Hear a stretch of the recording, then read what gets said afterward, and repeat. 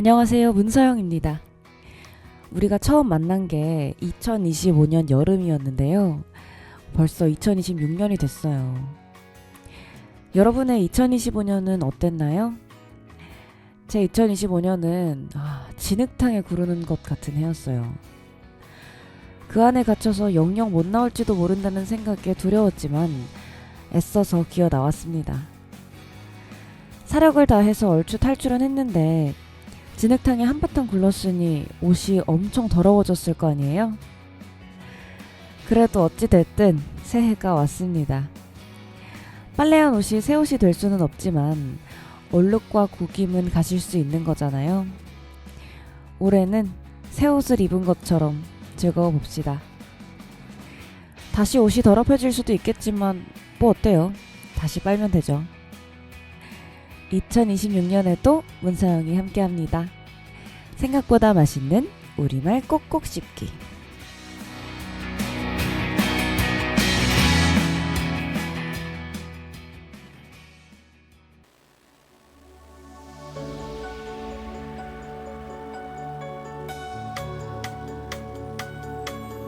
따사로운 햇살 속에서 종소리가 울려 퍼지네.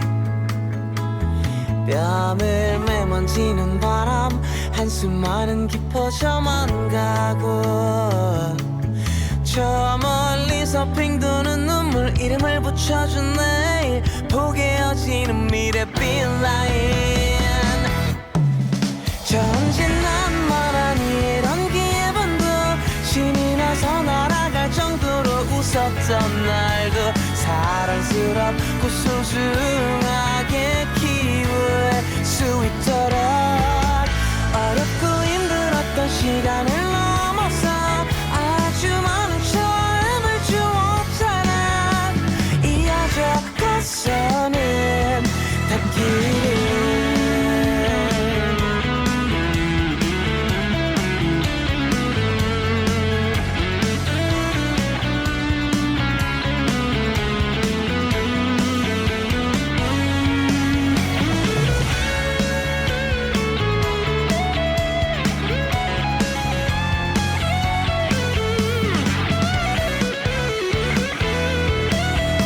전진난만한 이런 기분도 신이 나서 날아갈 정도로 웃었던 날도 사랑스럽고 소중하게 키울 수 있도록 어렵고 힘들었던 시간을 넘어서 아주 많은 처음을 주었잖아.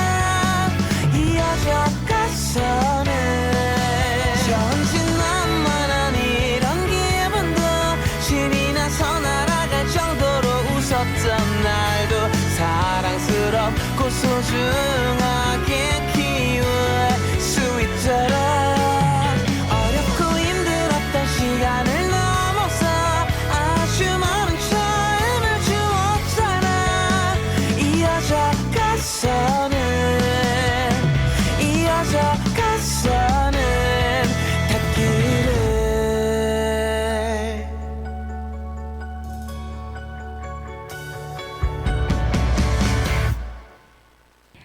여러분 안녕하세요. 문서영입니다. 오프닝에서 인사를 한번 드렸지만 그래도 이 방송이 새해 첫 방송이잖아요. 그쵸? 그래서 한 번 더 이렇게 새삼스럽게 인사를 드려보고 싶었습니다. 연말이라서 얼마 전까지 그쵸? 약속도 많고 뭐 이러저러한 여러 오랫동안 못 보고 지냈던 친구들까지 연말이라는 핑계로 또 신년이라는 핑계로 여러 명 이제 만나느라고 되게 정신없게 보냈었는데 이제는 드디어 이제 그래도 이제 연말 분위기 신년 분위기에 휩쓸려서 이렇게 계속 놀 순 없잖아요. 2026년이 오고야 말았습니다. 이제 진짜로 열심히 살아봐야겠다는 그런 생각을 했습니다. 매번 이제 매년 해가 바뀔 때마다 날짜를 쓸 때 저는 또 일기를 굉장히 자주 쓰잖아요. 그래서 이제 해까지 해서 날짜를 쓸 일이 되게 많아요. 2026년 뭐 1월 며칠 이렇게 쓸 상황이 많은데 해가 바뀔 때마다 저는 항상 그 전해에서 벗어나지를 못해요. 한 1월 중순까지는. 그러니까 예를 들어서 지금 이제 2026년이 됐으니까 2026년 몇 월 며칠 이렇게 써야 되는데 한 1월 15일까지는 제가 2025년이라고 계속 썼다가 지우는 그런 실수를 꽤 자주 하게 되더라고요. 이게 바보 같다 이렇게 생각은 했었는데 어느 순간 그런 생각이 문득 들더라고요. 내가 은연중에 2025년 작년을 보내주기 좀 아쉬워서 그런 게 아닐까? 물론 아니겠죠. 물론 그냥 실수겠지만 그냥 이렇게 생각을 해보기로 했어요. 내가 그렇게 힘들고 지긋지긋하다고 얘기는 했지만 그래도 작년이 나한테 꽤나 즐거운 한 해였나 보다. 보내주기 아쉬워서 그런가 보다 하고 그 날짜를 지우고 다시 쓰는 수고로움, 그 번거로움을 그냥 그렇게 허허 웃어 넘기려고 하고 있습니다. 새해를 맞이할 때쯤이 되면 그리고 새해가 또 오게 되면 영락없이 이제 소환되는 게 사주가 아닐까 싶거든요. 저랑 제 친구들도 작년 연말부터 열심히 또 이러저러한 사주들을 여러 가지 봤던 것 같은데 뭐 연말은 아니지만 직접 철학관에 가서 사주도 한번 봤었고요. 요새는 또 그 AI를 활용해서 AI 채팅 앱을 활용해서 사주를 또 볼 수도 있더라고요. 그게 또 그 사주 그 뭐라고 해야 되지? 생년월일 입력해서 나오는 그 일주랑 이런 거 계산하는 사주 정보를 가지고도 볼 수 있고요. 그리고 어디 찾아보니까 서양 별자리 가지고도 그런 걸 또 보더라고요. 물론 저는 사주가 제 인생을 결정짓는 그런 무슨 지침서 같은 거라고 생각은 하진 않아요. 근데 괜히 또 이제 새해가 오고 새로운 일들을 많이 맞이하게 되고 이렇게 하다 보면 불안함도 있고 두려움도 있고 그러니까 괜히 좀 잘 될 거다 하는 그런 확답을 얻어보고 싶어서 아니 사주가 어떻게 됐든 결국에 내 삶을 결정하고 잘 살아나가게 하는 건 나 자신이다라는 걸 모르는 건 아닌데요. 그냥 괜히 이제 그래 보고 싶은 거죠. 확답을 얻어보고 싶은 거죠. 그래서 그 사주에서 뭐라고 했냐면요. 2025년이 저한테 힘들 수밖에 없는 해였다고 하는 거예요. 제가 뭐 진짜 힘들 수밖에 없는 너무너무 큰 일이나 사고가 있었던 게 아닌데도 2025년이 유독 저한테 힘들었거든요. 그게 기분 탓인 줄 알았는데 사주에서 그럴 수밖에 없었다. 너가 힘든 거는 너가 못해서가 아니라 뭐 사주상 그럴 수밖에 없었다라고 이야기를 해주니까 나름 또 위로도 되고 그래서 2026년에는 어떨 것 같은데 하니까 또 잘 될 거래요. 잘 안 될 거라고 이야기해주는 경우가 있을지는 모르겠지만 그래도 이 사주 정보가 나한테 잘 될 거다. 2025년에는 힘들었던 게 당연하고 2026년에는 또 잘 될 거다. 이렇게 얘기를 해주니까 뭔가 안심도 되고 열심히 또 살아보고자 하는 그런 의지가 생기기도 하고 그렇더라고요. 사실 뭐 재밌자고 사주 얘기를 꺼내긴 했지만요. 현대인들이 사주나 뭐 타로 같은 이런 미래를 점쳐주는 그런 이벤트들에 굉장히 관심이 많다고 해요. 저를 포함해서. 그쵸? 근데 그 이유가 현실의 삶이 너무 불확실성이 크고 또 불안하니까 이런 것들에 좀 기대게 되는 거예요. 사주에서 너 잘 될 거야 라고 말해주면 지금 당장 힘들어도 조금 잘 될 거라고 믿을 수 있게 되는 거고 사주에서 너 뭐 잘 안 돼 이러면 약간 내가 지금 이렇게 힘든 게 나 자신의 뭔가 결함이나 이런 것 때문이 아니라 사주상으로 힘든 게 당연하기 때문이구나 라고 이렇게 위로를 받게 되기도 하는 것 같거든요. 그러니까 뭔가 내가 내 자신의 이런 그냥 온전히 내 자신의 역량만으로 살아가기가 힘드니까 괜히 이런 사주 같은 것에 기대보고 또 그런 것으로부터 해답을 찾고 싶어 하는데 너무 이렇게 사주 같은 것에 기대는 게 바람직하지는 않지만요. 그래도 이렇게 좀 힘들다 싶을 때 어느 방향으로든 결국에는 좀 안심을 할 수 있는 요소로 사주를 사용한다면 조금 더 괜찮은 한 해 또 다른 하루를 보낼 수 있게 되는 것 같아요. 저는 사주를 좀 보고 나서 조금 안심이 됐습니다. 새해가 오면 또 새로 준비해야 되는 게 새로운 일기장이죠. 저는 사실 작년부터 새로운 일기장을 아예 준비를 해두고 있었어요. 제가 지금 뭐 자세히 말씀드리기는 어렵지만 2025년이 너무너무 힘들었다고 했잖아요. 그러니까 빨리 이 2025년을 떨쳐버리고 싶은 거예요. 저는 일기를 꽤 자주 쓰는데 그럼에도 이제 2025년 일기장이 많이 장수가 남아 있었거든요. 근데 이거를 그냥 갖다 버리고 싶은 거예요. 지긋지긋하고 이제 2025년 너무 떨쳐버리고 싶고 빨리 2026년이 왔으면 좋겠고 그래서 그 생각이 들 때쯤 가장 먼저 준비한 게 2026년 일기장이었습니다. 진짜 한 12월 시작하기 전? 아마 11월 말이었던 것 같기도 해요. 그러니까 한 해가 한 달이나 남아있는 시점부터 올해 일기장을 사서 저는 일기장을 그냥 이제 줄글 일기만 쓰거나 아니면 다이어리를 사거나 하는 타입이 아니라 블렛 저널링을 하는 타입이거든요. 블렛 저널링이 뭐냐면 정해진 양식이 아니라 내가 쓰고 싶은 양식을 직접 빈 노트에 그려서 쓰는 그런 일기 형식을 말해요. 그래서 그때 일기장을 사서 한 해 동안 쓸 그 일기 양식을 그때부터 열심히 그려서 세팅을 해놓고 있었습니다.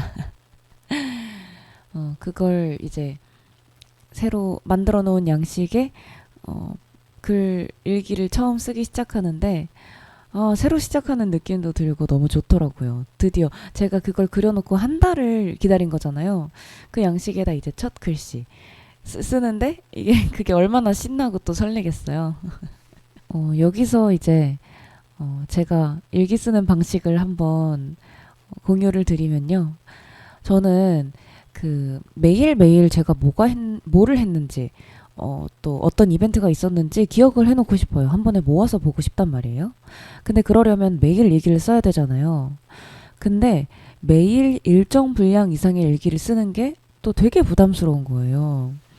저는 사실 작심삼일의 성향도 되게 크고 뭔가 이렇게 꼭 해야만 하는 이런 일들이 생기면 거기에 강박을 느껴서 오히려 다 놓게 되더라고요.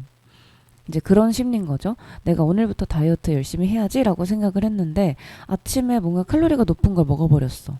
그러면 오늘은 망했다 이러고 그냥 먹어버리게 되잖아요. 그런 것처럼 올해는 매일매일 일기를 꼭 써야지 라고 다짐을 해놓고 뭔가 하루 이틀 빠져버렸어. 아니면 이제 뭐 일주일을 밀려버렸어. 그러면 그걸 채워내야 되잖아요. 그게 너무 부담스러우니까 또 안 쓰게 되는 거예요. 몰라. 올해도 망했어. 올해는 일기 안 써. 이렇게 돼버리니까 그게 처음에 제가 의도했던 바와 달라지더라고요. 그리고 어떻게 이제 좀 작심삼일을 이겨내고 매일매일 일기를 쓴다고 해서 그게 마음에서 우러나와서 쓰는 게 아니잖아요. 그러니까 의미 없는 글자들로 이렇게 채워지고 거기에 의무감을 느끼고 이러면 일기 쓰는 게 즐거워지지가 않더라고요. 어찌 됐든 간에 즐겁자고 쓰는 거잖아요. 일기는 누가 이제 쓰라고 협박한 것도 아니고 이걸 써서 돈이 나오는 것도 아니고 순전히 내가 하고 싶어서 시작을 했는데 그게 강박이 되고 의무감이 돼서 안 쓰기 시작하면 또 내 손해가 되고 돌아봤을 때 그렇게 의미 있는 내용이 적혀 있지도 않고 그러니까 또 좀 현타 오기도 하고 그래서 이렇게 하기로 했습니다. 매일매일 뭘 했는지 한 문장씩 쓰는 거 어렵지 않잖아요. 오늘은 뭐 샤브샤브를 먹었다. 이런 거. 한 글자 쓰는 거 어렵지 않으니까. 그건 밀려도 뭐 사실 한 달을 밀려도 30문장이면 되는 거잖아요. 그래서 그렇게 하루하루 뭘 했는지 한 문장으로 짧게 적는 먼슬리 칸을 만들어 놓고요. 그리고 이제 줄글 일기는 따로 적는 거예요. 그래서 먼슬리 칸에는 내가 오늘 뭘 했는지, 오늘은 서대문 FM 녹음을 했다. 오늘은 어떤 친구를 만났다. 이렇게 한 문장씩 쓰는 걸로 만족을 하고, 그리고 나서 사실 제가 쓰기를 좋아하는 종류의 일기, 하루를 되게 비유나 은유로 치환한 그런 류의 길고 긴 일기는 줄글 일기로 따로 뒤로 빼서 내가 쓰고 싶은 날에만 쓰는 거예요. 그러면 매일 쓰지 않아도 괜찮고 한번 많은 말을 쓰고 싶을 때도 분량에 상관없이 분량에 제약받지 않고 쓸 수 있어서 오히려 되게 꾸준하게 일기를 쓸 수 있게 되더라고요. 그리고 매일 쓰지 않아도 그렇게 퐁당퐁당이나마 꾸준히 일기를 쓰면요. 그게 사실 짧은 기간을 놓고 볼 때나 일기를 매일 쓰지 못했다가 되는 거지, 1년을 주기로 보게 되면 결국 내가 어떤 생각을 하면서 살아왔는지 쭉 이제 연속적으로 보여요. 그래서 매일 일기를 쓰지 못해도 그렇게 퐁당퐁당이나마 꾸준히 일기를 쓰는 게 의미가 있다고 저는 생각이 들더라고요. 그리고 그렇게 매일 무얼 했는지 적거나 아니면 또 하고 싶은 말을 줄줄 길게 쓰는 거 말고도 규칙적으로 기록하고 싶은 것들 있잖아요. 내가 오늘은 운동을 했는지 안 했는지, 그렇게 해서 한 달 동안 몇 번 운동을 했는지 이런 걸 기록하고 싶을 수도 있고, 또 어떤 책을 읽었는지, 내가 읽은 책들의 제목이 뭔지 한 번에 모아보고 싶을 수도 있고, 또 책을이나 뭐 아니면 일상에서 마주하는 문장들 중에 내가 이것만큼은 기억해 놓고 싶다. 그래서 문장을 수집하고 싶을 수도 있고요. 아니면 내가 갖고 싶은 거, 아니면 하고 싶은 걸 한 번에 버킷리스트처럼 정리하고 싶다. 이런 것들이 있는데, 그것도 내가 원하는 대로 양식을 만들어서 이렇게 기록을 해놓을 수가 있다라는 점에서 블렛 저널링이 참 좋은 것 같아요. 내가 원하는 것만 형식에 구애받지 않고 잘 적을 수 있다는 거.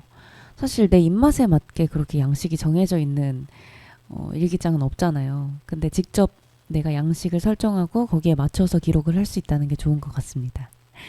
여러분도 올해는 이렇게 직접 나만의 양식을 그려서 일기를 쓰는 블렛 저널링 시작해 보시는 것 어떨까요? 네, 여러분은 지금 서대문 FM 91.3MHz 문서영의 우리말 꼭꼭 씹기 함께하고 계십니다. 오늘의 우리말 어떤 건지 공개할 시간이 됐죠? 오늘의 우리말은 바로 안과 못입니다. 뭔가를 안 하다와 못하다, 결국 어떤 행위가 이루어지지 않았다는 공통적인 뜻을 갖고 있지만 그 의미 차이가 있잖아요. 이 미묘한 차이에 대해서 한번 같이 이야기 나눠보도록 하겠습니다. 노래 한 곡 듣고 돌아오겠습니다. 이무진의 청춘 만화입니다.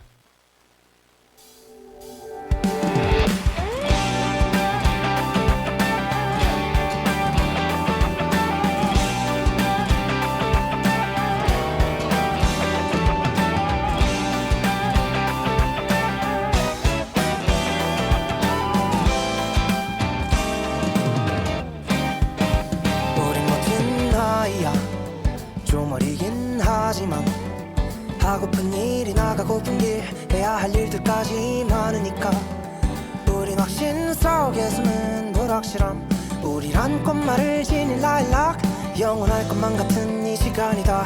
던질게 이 청춘의 끝까지 날 깊이 잠겼어도 떠오른 듯, 쓰러졌어도 벅차오른 듯, 많은 어제를 지나왔으니 잠이 되어버린 출발선네, 무모했던 나를 날 데리러 언젠간 돌아갈 거라 믿어.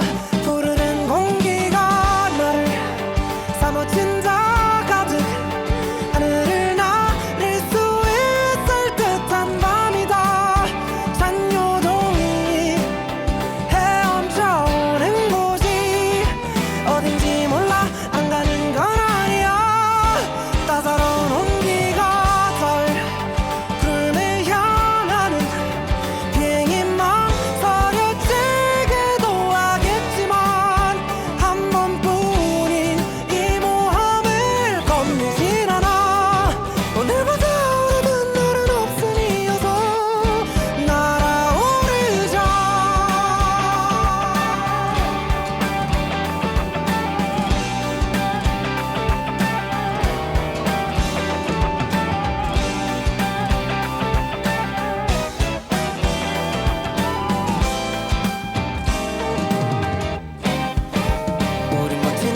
나이지만 아직 어린 아이라 빠르게 밀려오는 여정이 두렵게만 느껴질 때가 있다. 오늘은 지나쳐가는 유람일까 혹은 기나긴 꿈이 약인가 답을 찾는 건 어렵기만 하지만 따라야지 그게 청춘이라니까. 누군 위에 누군 저기 아래 또 누군 다른 길로 떠났네. 점점 혼자인 게 외롭긴 해도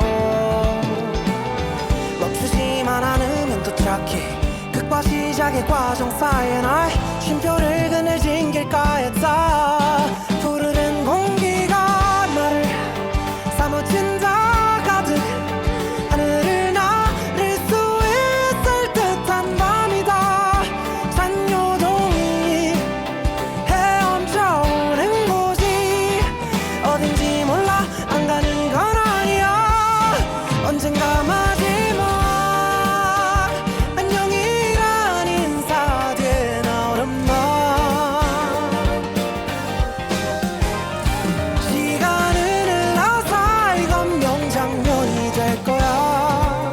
조금은 씁쓸하겠지만 싸도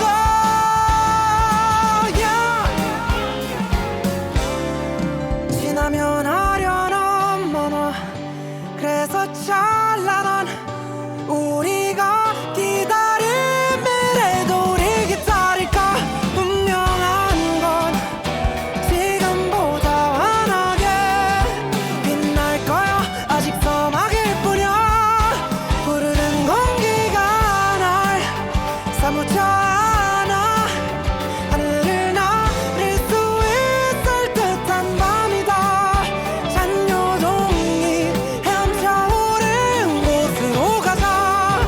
이 세상에서 제일 높은 곳을 향해서 뛰어오르자.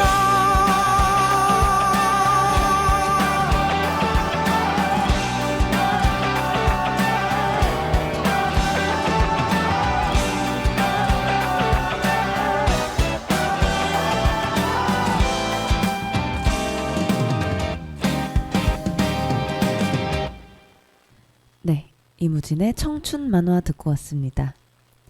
오늘의 단어 안과 못인데요. 둘 다 어떤 행위가 이루어지지 않았다라는 점에서 공통점을 갖지만 그래도 분명히 의미의 차이가 있죠. 안은 부정이나 반대의 뜻을 나타내는 말, 아니의 준말인 부사로서 부정이나 반대의 뜻을 나타내는 말이고요. 못은요, 사전적으로 동사가 나타내는 동작을 할 수 없다거나 상태가 이루어지지 않았다는 부정의 뜻을 나타내는 말입니다. 둘 다 부정의 뜻을 가지고 있죠. 근데 의지의 차이 또는 이제 능력의 차이에서 이 둘의 차이점이 보이는 것 같아요. 아는 사실 의지의 문제잖아요. 할 수 있는데 하지 않는다. 내 의지로 하지 않는다. 근데 못은 의지 때문이 아니라 능력이 부족해서 못하게 되는, 그걸 또 못이라고 하잖아요. 그래서 어떤 걸 안 한다고 할 수도 있고 못한다고 할 수도 있는데 가장 대표적인 예시로 이제 우리 학창 시절에 공부를 말했을 때 쟤 공부 안 해랑 쟤 공부 못 해 이 둘의 의미 차이는 확실하게 있었잖아요. 저는 뭔가 항상 공부를 못했던 적은 없어요. 고등학교 때는 모르겠지만 일단 중학교 때까지는 저는 공부를 정말 잘했거든요. 근데 일단 공부를 못한다라고 이야기를 들을 일이 없어서 그랬는지 저는 공부를 안 한다는 말을 좀 듣고 싶어 했어요. 이게 좀 웃기죠? 저는 공부를 너무 열심히 하고 또 잘하는 학생이기도 했기 때문에 못한다라는 건 들을 일이 없기도 했거니와 인정을 할 수가 그런 말을 만약에 듣는다면 너무너무 듣기가 싫었는데 제가 공부 못해 너 공부 못하잖아 이런 말 듣는 건 정말 싫었는데요. 너무 열심히 했었다 보니까 오히려 좀 너무 노력하는 걸 들키고 싶지 않은 마음에서였을까요? 이제 간혹 친구들끼리 이야기를 하다가 와, 쟤 진짜 공부 안 해. 이런 말을 하면 괜히 부럽기도 하고 그랬던 기억이 있습니다. 또 뭐가 있을까요? 숙제 해왔니? 했을 때 안 했어요랑 못 했어요. 그러면 안 했어요라고 하면 뭔가 되게 건방져 보이잖아요. 나 할 수 있고 시간도 있었고 충분히 여력이 됐는데도 나 그냥 내 의지로 안 했어. 이렇게 말을 하는 건 뭔가 선생님에 대한 도전같이 느껴지기도 하고, 그쵸? 근데 못했다라고 얘기를 하면 뭔가 정말 하려는 의지는 있었고 노력도 해봤지만 어떠한 불가피한 사정에 의해서 못하게 되었다. 이런 약간 조금은 정상 참작이 가능한 그런 어투잖아요. 사실 학생이 숙제를 못할 정말 불가피한 사정이 얼마나 있었겠어요. 우리 살면서 숙제 안 한 적 꽤 많잖아요. 그쵸? 근데 꼭 안 했어도 할 수 있지만 안 한 거였어도 늘 못했어요 라고 대답을 했었던 것 같기는 합니다. 근데 저는 숙제도 열심히 했어요. 빼먹는 법이 없어서 숙제 했니? 그랬을 때 안 했어요나 못했어요로 대답할 일이 많이 없기는 했는데 저는 주로 그 숙제를 안 했어요와 못했어요의 이 차이를 과외나 학원 선생님으로 일하면서 학생들로부터 이제 많이 들어왔습니다. 그때 이제 생각을 하게 됐죠. 학생이 숙제를 못할 일이 그렇게 근데 또 왜 못했어? 라고 하면 말하는 이유들이 그렇게 타당하지도 않아요. 그럼에도 불구하고 숙제를 안 했어요가 아니라 못했어요 라고 대답하면 괜히 이제 한번 너 다음엔 잘해와야 돼? 하고 용서를 해주고 싶은 그런 마음이 생기기도 하죠. 또 안 한다 못한다에 가장 사실 제가 생각하기에는 최정점에 와 있는 개념이 연애라고 생각을 합니다. 연애를 안 한다, 나 연애 안 해 라고 이야기하는 거랑 나 연애 못 해 라고 이야기하는 거랑 천지 차이잖아요. 천지 차이. 그래서 너 연애 안 해? 라고 했을 때 나 연애 안 해. 이러면 이제 친구들끼리 장난으로 안 하는 게 아니라 못 하는 거 아니야? 이렇게 물어보기도 하잖아요. 연애를 안 한다고 하면 언제든 연애를 시작을 할 수는 있지만 내가 내 선택으로 혼자 지내는 걸 선택한다 라는 의미 같고, 연애를 못한다라고 하면 연애를 너무너무 하고 싶지만 상대가 없어서 못한다 이렇게 해석이 될 수가 있잖아요. 저는 사실 17살 때부터 연애를 쉬었던 기간이 그렇게 없었어요. 왜냐하면 저는 늘 장기 연애만 했었거든요. 장기 연애 기준에 대해서도 또 얘기를 하려면 애매해지긴 할 텐데, 학생 17살 때 시작해서 5년을 만나면 꽤 장기 연애잖아요. 그쵸? 저는 17살 때 연애했던 친구랑 5년을 만났고요. 그 뒤에 그렇게 긴 기간을 거치지 않아서 다음 연애를 시작했는데 그 연애도 꽤 장기 연애 4년을 만났어요. 4년. 꽤 장기 연애였기 때문에 사실 연애를 안 하고 지내온 기간이 길지 않아서 연애를 하니? 라고 물어봤을 때 안 해요 또는 못 해요로 대답할 상황이 많지는 않았는데요. 지난 연애가 끝나고 그래도 꽤 긴 시간 동안 일명 솔로로 지내오면서 내가 연애를 안 하는 것인가 못 하는 것인가에 대해서 곰곰이 생각을 좀 해보기 시작했어요. 사실 지난 연애가 끝난 후로는 연애를 안 한 게 맞았어요. 제가 너무 그 사람을 많이 사랑하기도 했고 또 제가 혼자 지내는 시간도 필요하겠더라고요. 항상 다른 누군가를 위해서 저는 또 한 번 좋아하면, 한 번 사랑하면 전부를 내어주는 사람이기 때문에 온전히 무언가 제 스스로의 열정, 시간, 스스로에 대한 에너지 이런 것도 나를 위해서 온전히 써본 적이 없고 늘 다른 누군가를 위해서 남겨 놓았었던 기억이 나요. 그래서 이번만큼은 진짜 혼자 지내는 시간을 가져보면서 나를 위해서 무언가 온전히 투자하는 그런 경험을 좀 해보자 라고 생각을 했고, 그냥 이제 하기가 싫었어요, 연애가. 이 사람 아니면 안 돼. 보통 그렇잖아요. 헤어지면. 이별하면 그렇잖아요. 뭐 그런 생각으로. 근데, 이제 이별한 지 시간도 꽤 지나고, 내 연애 상태에 대해서 좀 이제 설명할 그럴 상황들이 생기면서 생각을 좀 다시 해봐야겠더라고요. 사실 저는 늘 나는 연애 안 해. 이렇게 대답을 했었어요. 뭐, 너 연애 해, 요즘? 이러면, 나 연애 안 해? 이렇게 대답을 그냥 무의식 중에 했던 것 같은데, 과연 내가 연애를 안 하는 게 맞을까? 나는 정말 연애를 하고 싶지 않아서 안 하는 걸까? 물론 이제 상대를 못 찾는다. 혹은 내가 사랑을 줄 준비가 안 된 사람이다. 이런 의미에서는 확실히 아닌 것 같다는 생각이 들거든요.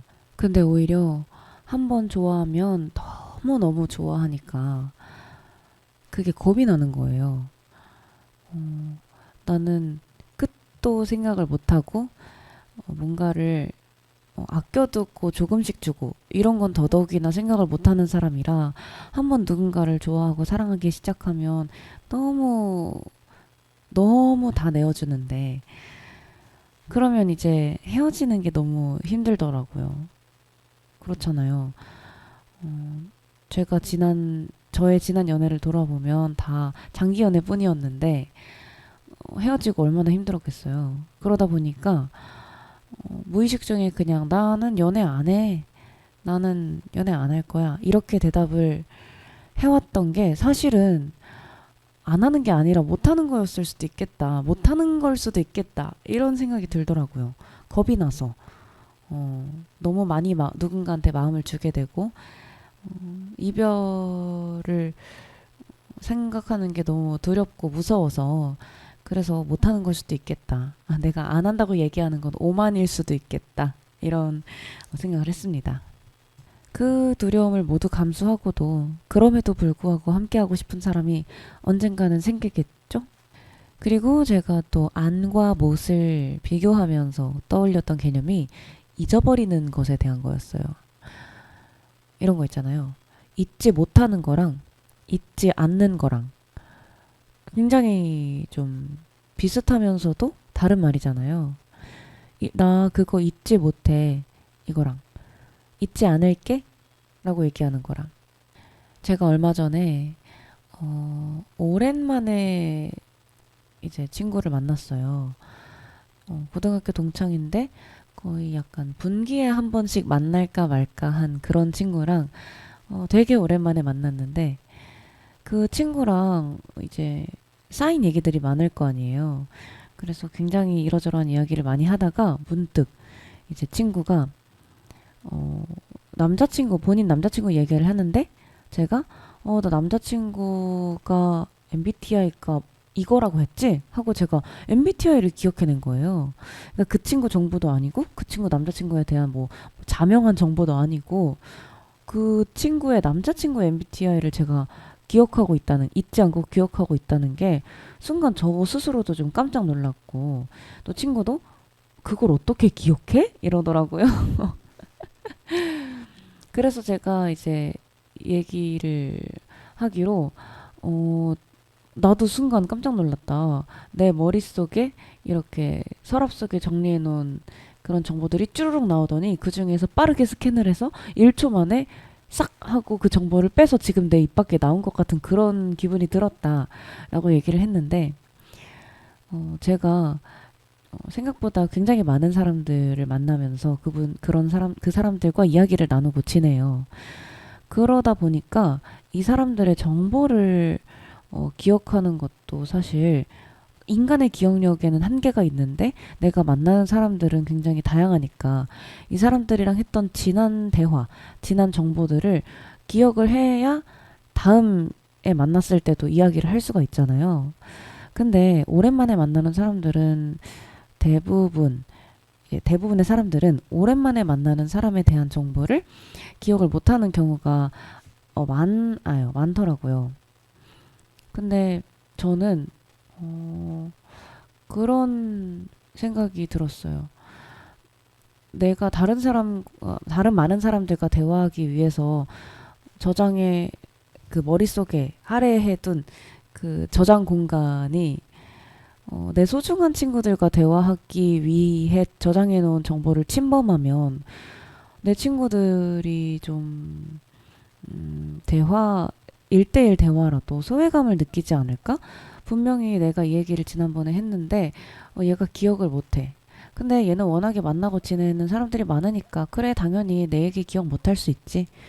이렇게 생각하게 되는 상황이 저는 너무 싫은 거예요. 내 친구들 너무너무 다 소중하고 좋은 친구들이고 이 친구들이 나랑 대화하면서 되게 소외감을 느끼지 않았으면 좋겠는데 그런 생각이 무의식 중에 있다 보니까 친구들의 정말 사소한 정보까지 기억을 하게 되나 봐요. 저도 기억력이 스스로 좋다는 건 알고는 있었는데 친구의 남자친구 MBTI까지 거의 1년 만에 꺼내는 얘기인데 그걸 기억하고 있을 줄은 정말 몰랐습니다. 이게 정말 그렇잖아요. 제가 친구들이 얼마나 많고 그 친구들의 남자친구들도 또 얼마나 많을 것이며 그 친구들이 또 이번 남자친구 이전에 다른 남자친구들도 있었을 텐데 그것들을 다 헤집어서 이 친구의 지금 남자친구 MBTI를 기억해냈다는 거. 그거는 잊지 않는 것에 가깝겠죠? 그런 것 같아요. 근데 잊지 못한다라는 이야기를 하는 거면 내가 잊지 않으려고 애쓰지는 않았는데 너무너무 소중하고 그런 기억이라서 차마 잊지 못하고 간직하고 있다라는 그런 의미인 것 같거든요. 그런 순간들이 저한테도 여럿 있어요. 지금 당장 머릿속에서 떠오른 잊지 못할 기억인데요.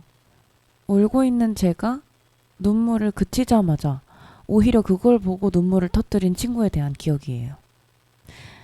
사실 제가 눈물이 정말 많아요. 지금도 영화를 보거나 책을 읽거나 친구들의 얘기를 듣다가 왈칵 울어버리는 경우가 정말 많거든요.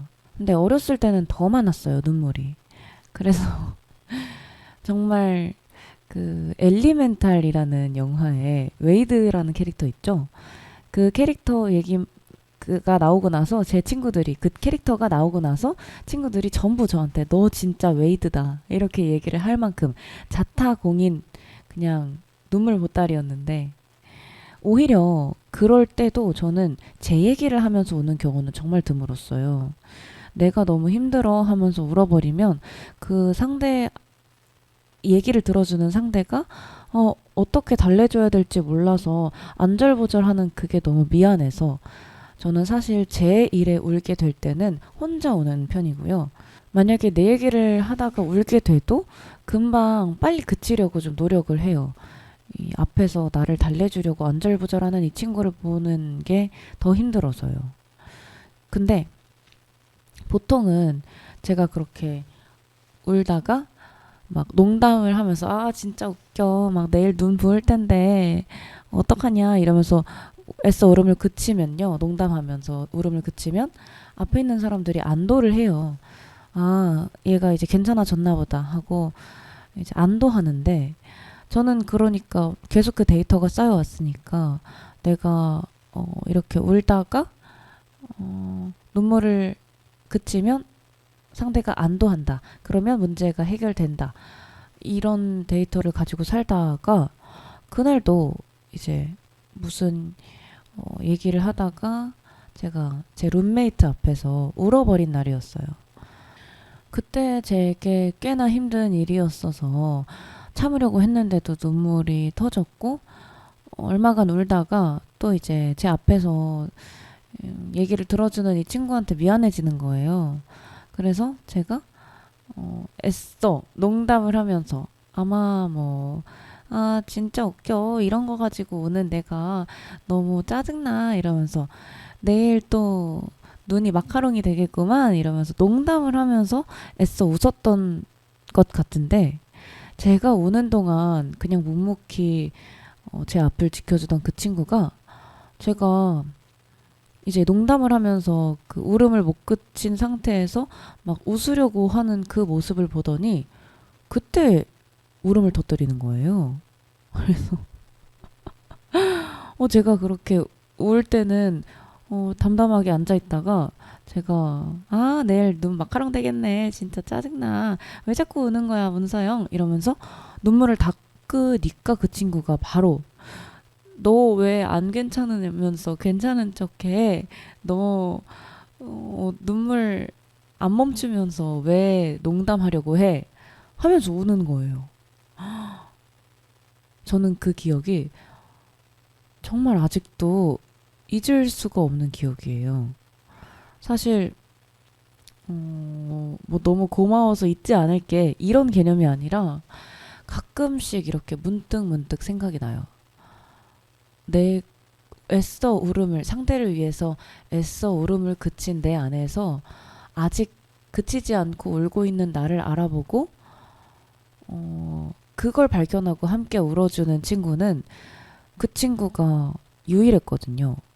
지금도 물론 정말 가깝고 친하게 지내고 있는데 오히려 너무 친해서 이런 그때 고마웠다 아니면 고맙다 미안하다 뭐 사랑한다 이런 얘기를 하기가 낯간지러운 그런 친구인데 아직도 가끔 19살 때 그날 밤 내가 울음을 그치자마자 울음을 터뜨린 그 친구와의 기억이 간간히 떠올라요. 문득.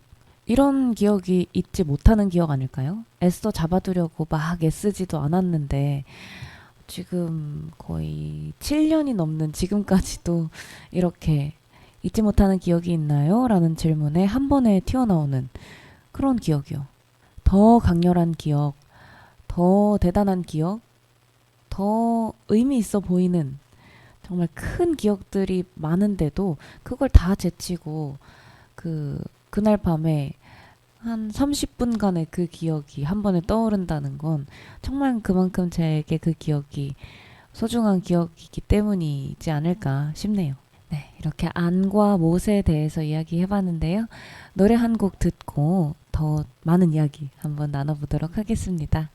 기리보이의 농담처럼입니다.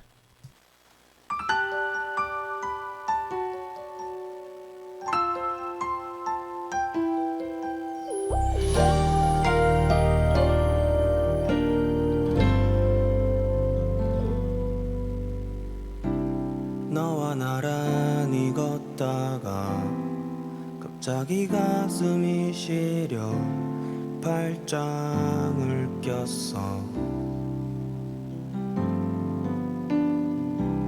좋은 사람이라는 말, 그 말을 들은 날 하루 종일 우울했어.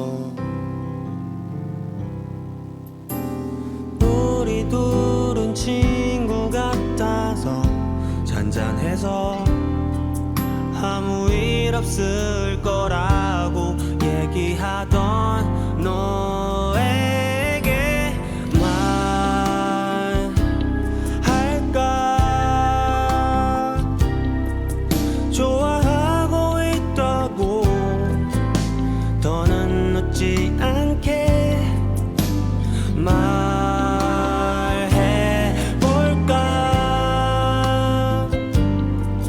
지나가는 말처럼 재미없는 농담처럼.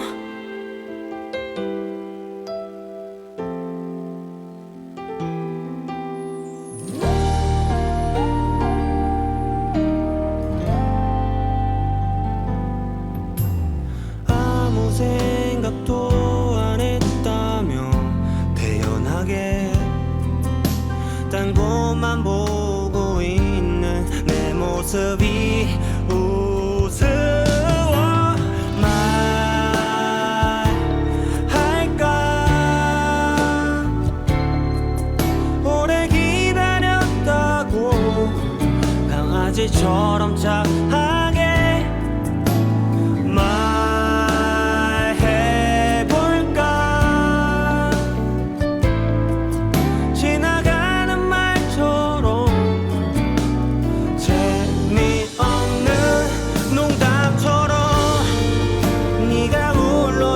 또 내 이름이 처음으로 예쁘게 들린 그날부터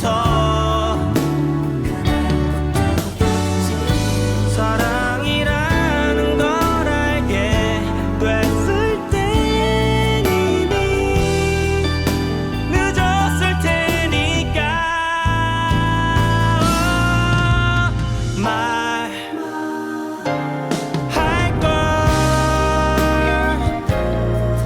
후회한다고 해도 더는 늦지 않게 말해볼걸 사랑하고 있다고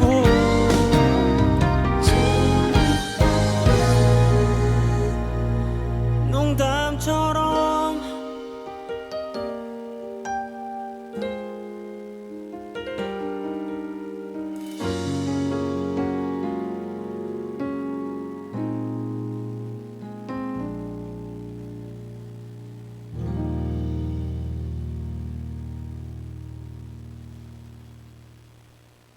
기리보이의 농담처럼 듣고 왔습니다.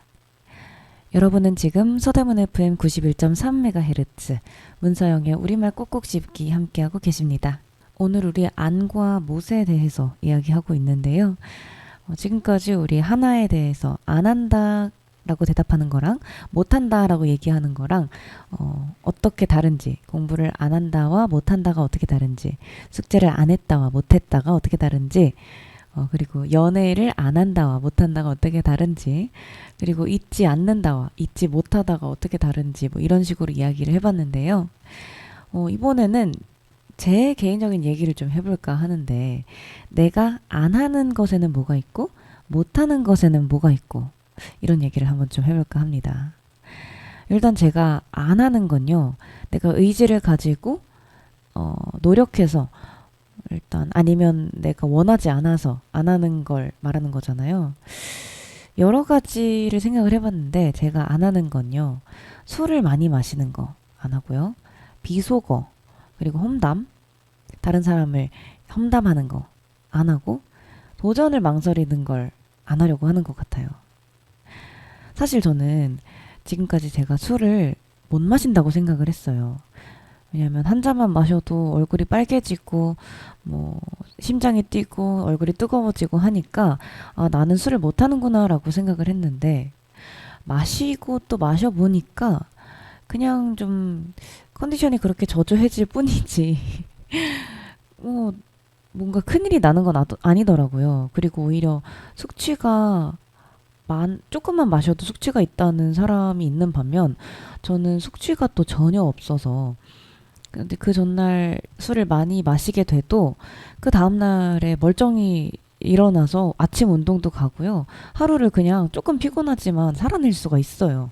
뭔가 그래서 지금까지 저는 술을 못 마신다고 생각을 하고 있었는데, 이게 내가 이 감각이 싫어서 뭔가 심장이 빨리 뛰고 얼굴이 빨개지고 뭔가 살짝 나를 내려놓게 되고, 이 감각이 싫어서 내가 술을 많이 안 마시는 거구나 라고 생각을 했습니다.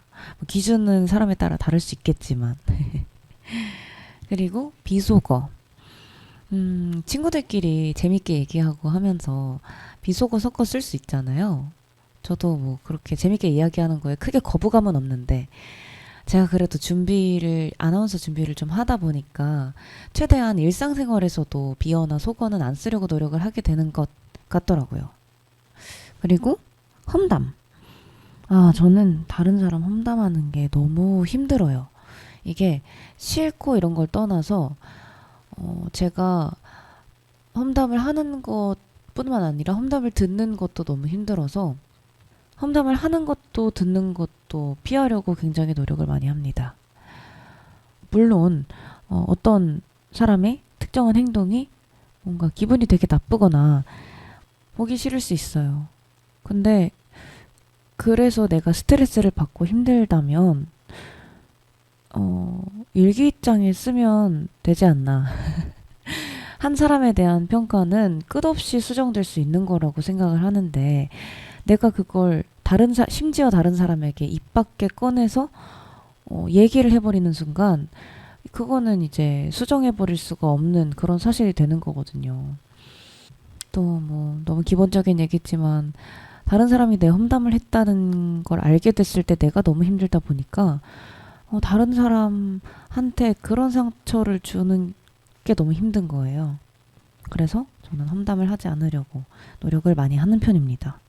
그리고 또 제가 안 한다고 말씀드린 게 도전을 망설이는 것이잖아요. 저는 사실 원래가 그렇게 도전적인 사람은 아니에요. 겁도 많고 생각도 많고 걱정도 많아서 뭔가를 하나를 할 때 좀 많이 망설이는 편이었어요. 근데 그렇게 해서 놓쳐버린 기회들을 생각하니까 이제는 도전하지 않을 이유가 없겠더라고요. 했다가 안 되면 그냥 안 하면 되지. 내 길이 아니었구나 하면 되지. 해보지도 않으면 평생 후회하면서 살 수밖에 없겠더라고요. 이번엔 제가 못하는 걸 얘기해 볼까요? 저는 자신 있게 수학을 못한다고 말씀드릴 수 있습니다. 저는 수학을 정말 못하는데 친구랑 얘기를 하면서 제가 이런 표현을 썼어요. 나는 좌뇌가 일명 박살난 사람이다. 시험 공부를 할 때도 똑같이 10시간이 주어졌을 때 진짜 과장하는 게 아니라 영어 30분, 국어 1시간 30분, 수학 8시간 이렇게 공부를 했는데 국어랑 영어는 100점을 맞고 수학은 60점을 맞더라. 아니 내가 80%의 시간을 수학에 투자하는데 점수가 이런 거면 수학을 못하는 게 맞잖아요. 네, 그래서 너가 못하는 게 뭐가 있니? 라고 물어보면 저는 1순위로 가장 먼저 수학을 꼽곤 합니다. 그리고 제가 제일 못하는 건 사람 사랑하기를 그만두는 것이라고 생각해요. 저는 사람을 너무 좋아하는 사람이라서 친구들, 주변 사람들이 저한테 골든 리트리버라고 많이 얘기를 하는데요. 그래서 그만큼 상처받는 일도 참 많았어요. 근데 그럼에도 불구하고 저 사람 사랑하는 걸 그만두려고 노력도 굉장히 많이 해봤거든요.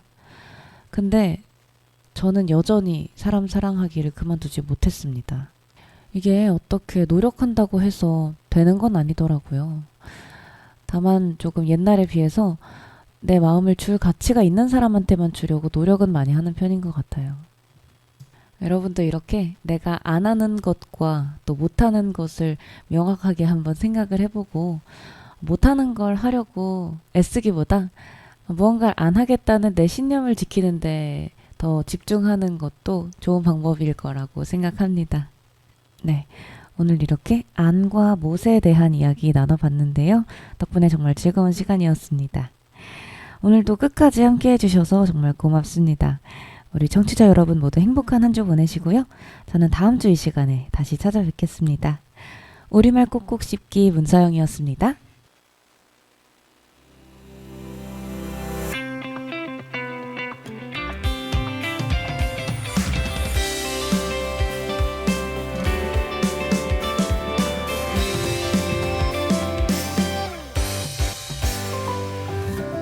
점점 지쳐만 가는 많이 무료한 날들 하루 끝에 나를 돌아보기도 싫어 나도 내가 쉬워 꿈이라 어려워 그런 감각을 그러다 어느 날 나는 먼지 쌓인 서랍장을 열어보니 방긋하고 웃어버리며 이 타임캡슐 어릴 적 내가 쓴 말 한 가지